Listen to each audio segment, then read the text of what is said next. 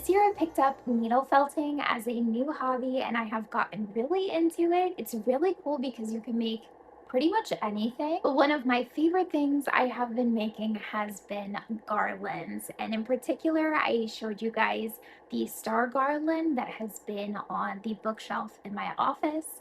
And some of y'all have asked how to make it.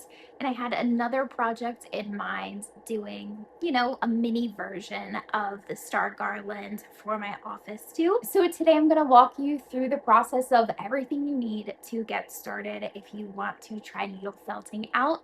It's really easy once you see the process. I think you're going to be like, I thought it was a little bit more to that. It's quite simple and it's a lot of fun. It's something you can do casually. So let's get started with everything you're gonna need. So I recommend first getting a starter kit. The starter kit I got is from Etsy. It's great. It has everything you need to get started. And I'm just going to lay out the few things that you need to, in particular, make the star garland that I'm going to show you how to do today. Basically, the process of needle felting is taking a piece of wool and poking it with a needle repeatedly until it all kind of starts to stick together. The starter kit that I got has a bunch of like replacement needles in different sizes for you. And then it also has a tool that holds multiple needles, which is really handy. And then like a singular needle holding tool that I use kind of both for making these stars in particular. It's also going to come with these little finger protectors. So you have one for your thumb and one for your index finger. And I use this to hold my piece. With my other hand, you'll see me using the tool and kind of going like this. So you definitely need these. I can see on mine after using them for several times, they have definitely gotten poked and they have totally saved my fingers. So another thing that is really handy are these little shears, and this also came in the kit. And then of course in your starter kit, you're going to need wool. Now I have the wool that came with my original starter kit. There's also like a filler type of wool that's good if you want to do larger kind of projects like this star that I created. So there's like a white wool inside of this, and then I went over it with the golden yellow wool to give it the nice star color. You can also get additional colors of wool. So I have quite a assortment at this point. These are either from the original starter kit that I purchased, or I also like bought another pack of different colored wool from Amazon just so I could have more of a selection to choose from. I found that there were other colors that I wanted. You can choose whatever color wool you want for this project, and for this in particular, I did not use any of the like white filler wool. I just used these two pretty powder blue shades. Another thing you'll find in a starter kit is like a foam pad to actually do the needle felting on, and it worked okay for a while, but then I found that the shape was wearing down. It wasn't as like plush and bouncy, so I was having difficulty making my projects because it would make like lots of divots in the actual foam. So I recommend getting a needle felting wool pad. This one's from Amazon. I'll link to this exact one. It's great. It's nice and thick and plush. I will link everything below, of course, but in particular, definitely recommend this. To make the garlands that I've made so far, I have been using mini cookie cutters, and I've been using these as kind of like a mold to create the shapes I want to make. And these are great because they're metal, so it works perfectly for the project. So there's like, little hearts in this one. There's the stars, of course. I've used the flowers, and there's plenty of other shapes that I haven't even tried to use when making a project. So lots of different shapes in here. Each one has 3 different sizes. So these are really great. I will link to them as well. And like the possibilities you could do with this are endless. So I love that. And for this one in particular, we are of course going to use the star from that kit. So here's the little star cookie cutter from that kit. And if you decide to make one of these yourself, I am using the medium size star that is in the kit for this particular project. For the actual garland, I have been using just embroidery floss to string them all together. So you're going to need a needle, and then I like an embroidery floss kit like this. In particular, I really like the metallic floss, so I've been using particularly the gold, which I could definitely use some more of. I think the silver would be really pretty for this project with the light blue, but I have been using a lot of golds in my office, and that's where I plan on putting the piece today. So some kind of thread or embroidery floss. So let's get into actually making the little stars. They are so cute and so easy to make. So what you're gonna do is you're gonna lay out your felting pad. On it, you're gonna put the cookie cutter of your choice for whatever shape you're gonna use. Let's just focus on using the star for this video. You're gonna stuff it with whatever color wool you have selected.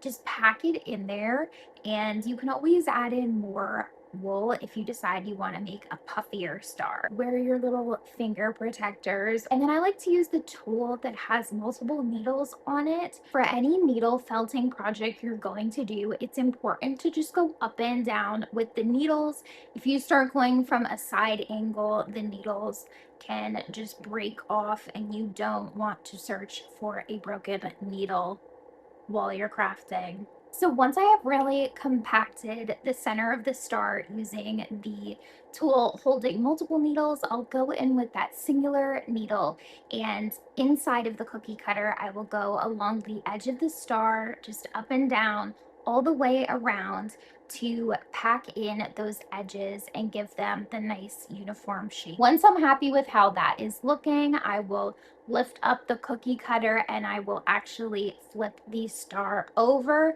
pack it back into the cookie cutter, and then I will repeat the same process to make it really nice on the other side as well. Once I'm happy with the overall shape of the star, it's still not totally perfect.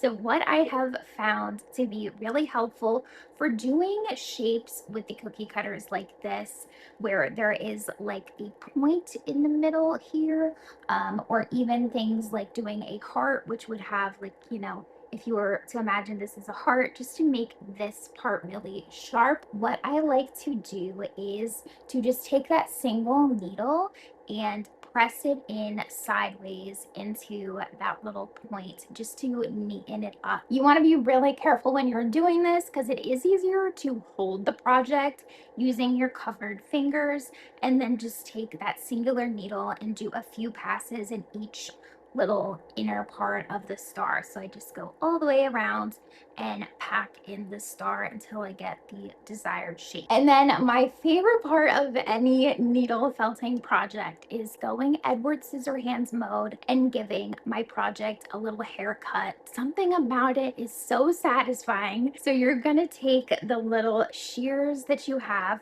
and I like to just take my single needle and poke that right through the star so that I have kind of a handle and I don't have to worry about snipping my fingers in the process of this, and I can get really close to the piece, especially because a piece like this is so small. I do some little haircuts on either side of the star and also all the way around the points of the star to give it a nice, clean, uniform look. For a long garland like the one in my office, I made tons of stars. For this garland, I'm making a bit of a smaller one. I'm imagining it going across my bulletin board in my office. For this project, I made 7 of each of the colored stars, so 14 in total. I'm hoping that's going to be enough. Continue the process until you have as many stars as your heart desires. To string all of the stars together, you're just going to grab